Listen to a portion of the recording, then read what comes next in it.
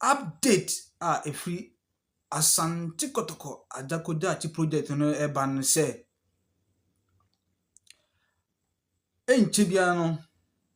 opem so yenana na aso etutu abebi ote krare ene brare nwoma so de wote sika dokofi so Asante Mine all the contract e ama contract na wosi otumfo ose etutu Jubilee Hall no e o menhia no ono ana esabe adwuma wo Adakojachi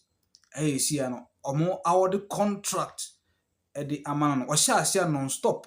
because otumfo na fund the project no ene obi na fund the project no akase bia ye aduru bi sika ni wonti ajaguo no said omo share ase esi Jubilee Hall no omo te omo sefuru na yese bibia omo wi saaso na de bekoso Adakojachi no sana e ba ko bi o hono na afi so na na amponsan time no on se o ye container bi wo ho de ntia na ma ya no afi container FC no eno sa containers ni na no ombe dwiri ni na togu se be ometumi nya space hobe kese na ometumi a develop honom infrastructure akoso wo honom na DS na message ne se on pese coach bia oba Asante Kotoko no in case so on wi project na coach biara oba Asante Kotoko na se coach benya na apartment eya obetena Adakojachi honom na wodi uduma se be ya se Kotoko clubhouse se secretariat ni nyina Adakojachi eho ana afeli so omo make sure se omo beto fence wall afa Adakojachi asase no ho se be ya encroaches emergency asase ne moso nti no omo beto fence wall kese pa afa ho enyina arepa project no e consider be kan se project ni de ye nana all the contract no ya so si and lokọ no ma de tie na tie de but enche bia no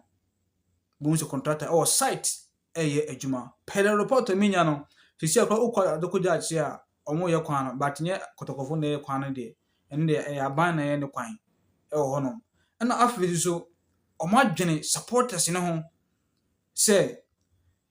Kotoko training also omo bo friendly match e wo Adakojachi hono na supporters ne ba omo nya ba bi ntena nti so omo de ni nyina omo de nema guna kwam and also omo put all this thing into consideration say project no enko na wie no boko Adakojachi sports complex hono no na ye was stance obenya ba bi atena se Kotoko bo friendly match before bo remu no because of say ya top fence so afa won tino ebia to 10 cedis and 5 cedis ne wura ko he match o ko so obenya ba bi atena kama na ometo nya sika e de aboa Asante Kotoko hono so na o he Dr. KK Sapon time no osi edan bi si ho edan no sisi na wo ko Adakojachi si ho na ompa kire se omaye report e de akoma Kotoko ura Asante Mewura ote okrare ene brare nwoma so omaye report da akoma kire se omo hwe se bia edan no e da so ye fit and say strong say omo nto aso a omo beto aso senya strong so de na say sada ne nyina condemn you bring na togu na omatimi enya land e develop e honom na aboa Asante Kotoko e honom ntini ni ade a efri Adakojachi enso eba eno no ntuje fabulous ni a ka hu se ene atadwe ya tedene we de opumso na nkasa ene ye na de eda opumso akoma so papa pese oye bibi edema team Asante Kotoko na omosi ebra na ya mponsamta mo fon so opumso ko Adakojachi ko inspection kakra ho na de metie ne se opumso ani anye containers ne ho ase kotoko ensem fata container ntina obehia se yedwiri tugu na afi yɛde proper structures na esisi hɔ nom. Clubhouse, secretariat, so what I say, ɛwɔ hɔ nom. Nti ne deɛ bɛkɔ so wɔ adekogyaakye